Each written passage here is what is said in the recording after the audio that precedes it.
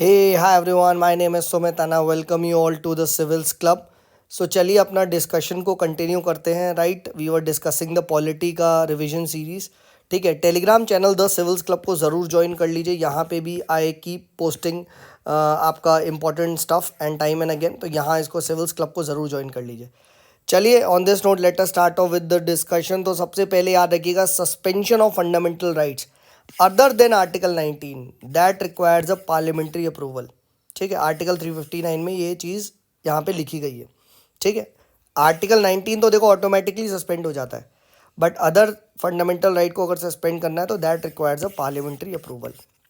Then in case of dissolution of panchayat, ठीक है, fresh elections होने विद इन 6 मंथ्स, ये चीज़ ध्यान रखिएगा. ठीक है, राइट. नेक्स्ट बात करते हैं. Yes, GTB road, GTB Nagar एक दिल्ली में there is a metro station. मतलब जीटीबी नगर के दो, जीटीबी नगर के ना यहाँ पे जीटीबी नगर, यस. तो गडकिल कमेटी, ठुंगन कमेटी और बलवंत राय मेहता कमेटी. और जीटीबी नगर के ना 3 गेट है, 3 गेट है मेट्रो स्टेशन के. ठीक है, तो यानी इन्होंने क्या बोला, ये सब पंचायती राज के लिए थी और इन्होंने बोला 3 गेट है, तो 3 टीयर पंचायत की बात करी. ठीक है, जबकि अशोक मेहता ने 2 टीयर की बात करी. समझे मैं क्या बोल रहा हूँ? फिर से समझो कि sir GTB road, GT road भी आप लिख सकते हो या जीटीबी नगर. ठीक है, राइट, दोनों ही आप लिख सकते हो. तो गडगिल कमेटी, थुंगन कमेटी और बलवंत राय मेहता कमेटी ने, ठीक है, इन्होंने आपके 3 टीयर पंचायत की बात करी. ठीक है, 3 टीयर पंचायती राज में, जबकि अशोक मेहता ने 2 टीयर पंचायती राज की बात करी थी. तो पूछ सकता है कौन सी कमेटी ने 3 टीयर 2 टीयर की बात करी थी, तो ये ध्यान रखना, ये सभी पंचायती राज इंस्टीट्यूशंस के लिए कमेटी बनी है. नेक्स्ट आर्टिकल 243 जी के बारे में बात करते हैं. तो जी एल मतलब कि यहाँ पे जो लेजिस्लेचर है दैट में डिसॉल्व या दैट में devolve powers to the panchayati raj for developing the gram panchayat development plans. ठीक है, मतलब इनको लेजिस्लेटिव पावर वगैरह दी जा सकती है. Basically talks about giving more power to the panchayat. ठीक है, तो ये चीज़ ध्यान रखिएगा. ठीक है, to develop the gram panchayat development plan. ठीक है, इस कॉन्टेक्स्ट में ये चीज़ ध्यान रखिएगा. देन डिस्ट्रिक्ट प्लानिंग कमेटी के बारे में ध्यान रखिएगा. डिस्ट्रिक्ट प्लानिंग कमेटी में आपको क्या याद होना चाहिए कि यहाँ पे जो 4th 5th ऑफ द जो मेंबर होते हैं, ठीक है, they should be elected by the elected members of the district panchayat among themselves. And क्या ये कॉन्स्टिट्यूशनल बॉडी है district panchayat committee, district planning committee? Sorry, yes, it is there in article number 243 ZD. 243 ZD में district planning committee के बारे में बात करिए और D4/5. और PSIR ऑप्शनल वाले जितने भी छात्र और छात्राएं हैं, इस साल ये PSIR में भी पूछा गया था, एक शॉर्ट कमेंट लिखवाया गया था डिस्ट्रिक्ट प्लानिंग कमेटी पे, 10 नंबर का आया था, तो ध्यान रखना 243 ZD. ठीक है, नेक्स्ट बात करते हैं Rajya Sabha members. They can become the members of the municipality from the same district where that member is a registered elector, not any other district. तो अगर राज्यसभा मेंबर को बनना है वहाँ का म्यूनसिपैलिटी का मेंबर, तो उसी म्यूनसिपैलिटी में बनोगे जहाँ से आप एक रजिस्टर्ड इलेक्टर हो. ठीक है, नॉट एनी अदर स्टेट. देखिए, ठीक है. देन लोकल सेल्फ गवर्नमेंट, याद रखना ये एक प्रोविंशनल काउंसिल के अंदर आती थी under the government of India act of 1935. ठीक है. Next, parliament can make laws on any subject of the state list for union territories and this is also applicable for Delhi and Puducherry. ठीक है, right, this is important. But yes, Delhi and Puducherry के पास भी power है आपकी state list पे बनाने की, कॉन्करेंट लिस्ट पे बनाने की, बट इसका मतलब ये नहीं पार्लियामेंट पे नहीं है. Parliament also can legislate. ठीक है, दिल्ली में तो आपका land, police, law and order आप नहीं कर सकते, वरना रेस्ट स्टेट्स पे इट कैन डू. ठीक है, तो parliament can make laws on any subject. ये ध्यान रखना, एनी वर्ड में ना फंसा देगा और आप सोचोगे नहीं यार, any subject, any union territory, ठीक है, वो भी स्टेट लिस्ट. भाई सही है ये चीज़ ध्यान रखना, दिस इज इम्पॉर्टेंट. ठीक है. Then president can declare an area to be a scheduled area and it can alter its boundaries too in consultation with the governor. ठीक है, तो DSAP मतलब declare a scheduled area by president. तो D SAP. ठीक है, and president can also establish tribal advisory council in the territories where no scheduled area exist. ठीक है, ये चीज़ ध्यान रखना, this is very important. 6 schedule में क्या होता है, 6 शेड्यूल में ऑटोनॉमस डिस्ट्रिक्ट आते हैं। एंड कौन कौन से में है, AMTM, और इसकी ट्रिक क्या है, ATM में मनी नहीं, यानी मणिपुर नहीं है, यानी मिजोरम मेघालय है, आसाम त्रिपुरा है, मणिपुर नहीं है, but they don't fail outside the executive authority of the state. ठीक है, प्लीज़ रिमेंबर 6 शेड्यूल में जो ऑटोनॉमस डिस्ट्रिक्ट आते हैं, ठीक है, दो दे enjoy a lot of, you can say, independently legislative, executive, judicial power, but they don't fall outside the executive authority of the state। ऐसा नहीं है कि स्टेट से बिल्कुल ही बाहर या अलग ही चल रहे हैं, ऐसा नहीं है। And over here the governor is empowered to organize, reorganize the autonomous district, and thus it can increase or decrease an area and change the names। Very very important, please remember, this is very important। Next, 6 languages which are currently classified as a classical language।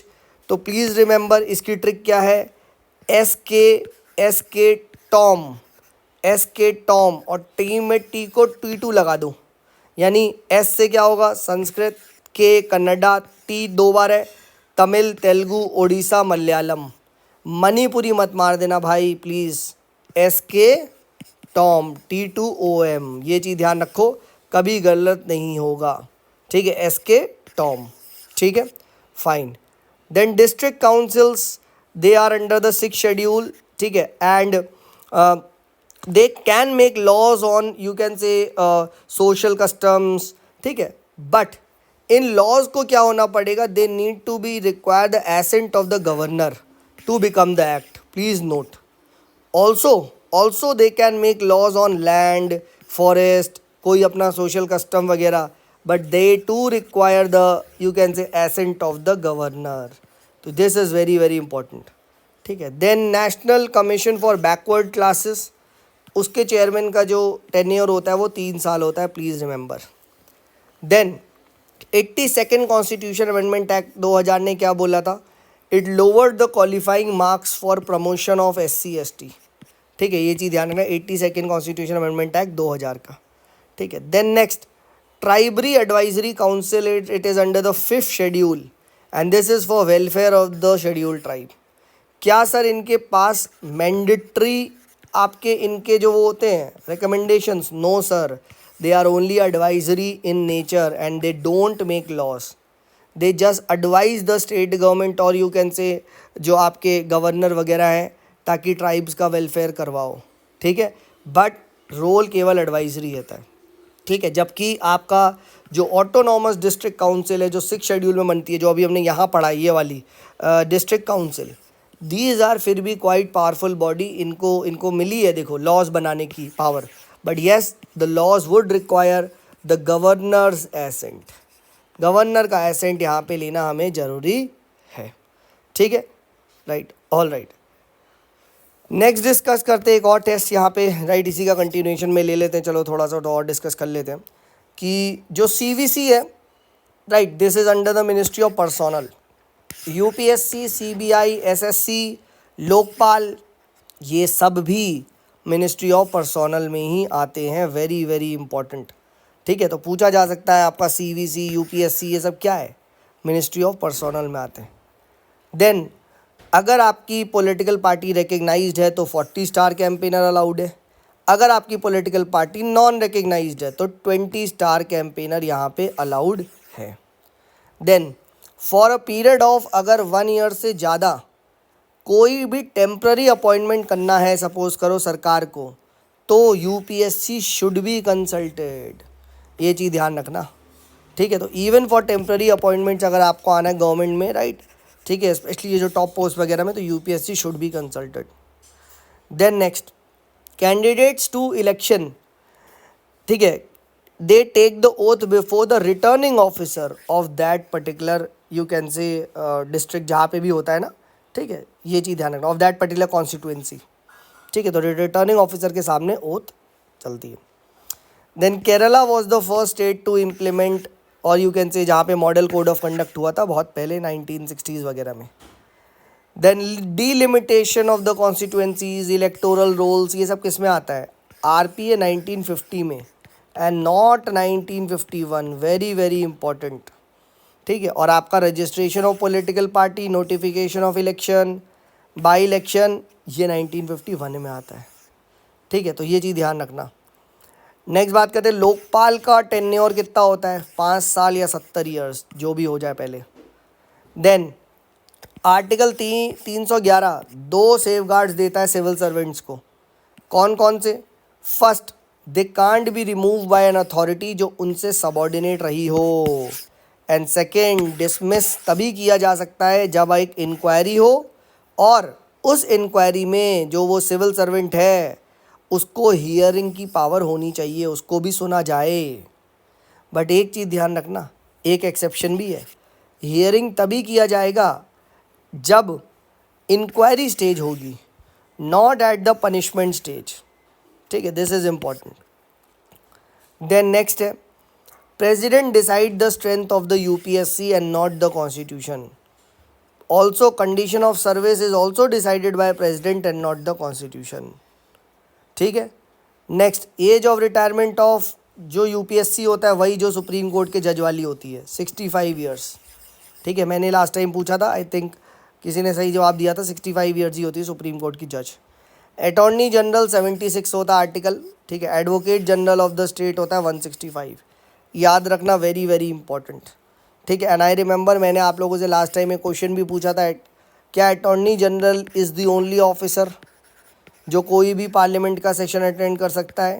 ठीक है, the answer to this is yes, not even CAG, not even CAG.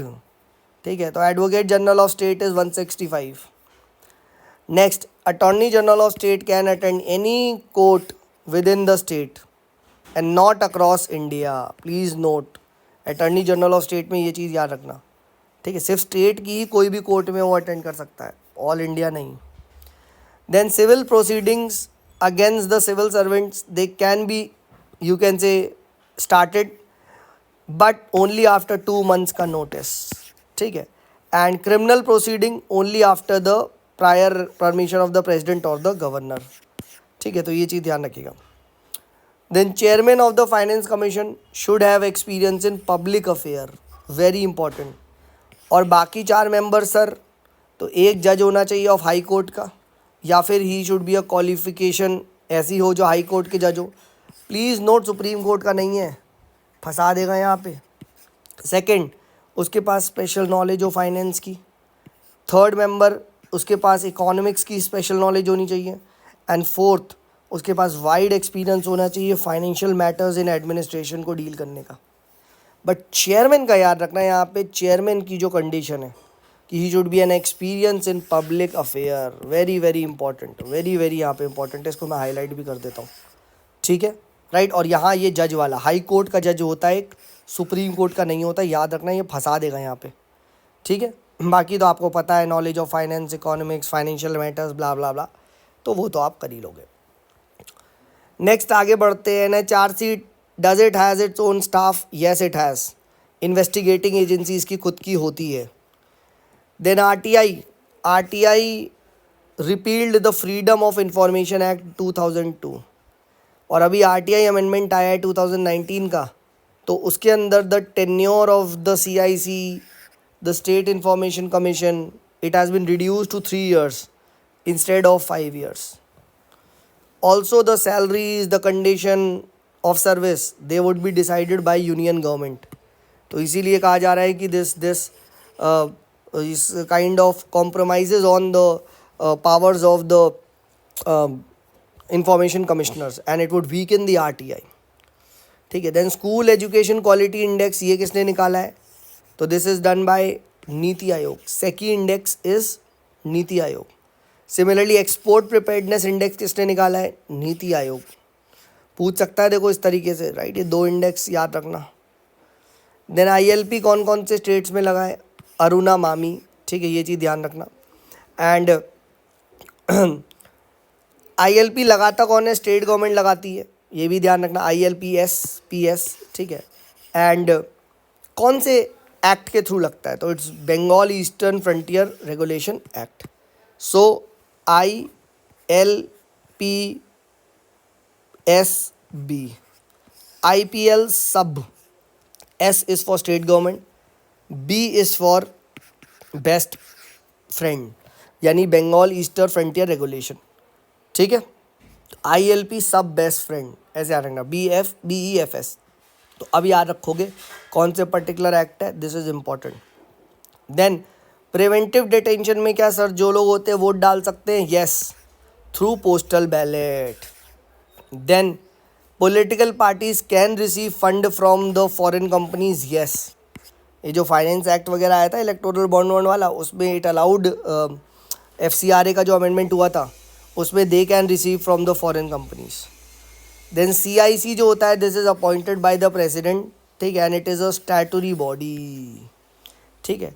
तो ये हमने polity को काफ़ी revise किया, ठीक है, राइट। एंड नेक्स्ट अब हम लोग जो आगे रिवाइज करेंगे वो एक फिर से, ठीक है, will take a full length test, ठीक है। Telegram channel the civils club है, इसको ज्वाइन कर लो, राइट। और आई रिक्वेस्ट यू, ठीक है, अगर वीडियो पसंद आ रहा है, राइट, प्लीज़ डू लाइक करें, शेयर करें और चैनल को भी सब्सक्राइब करें। चलिए, this is me Sumit signing off, bye bye.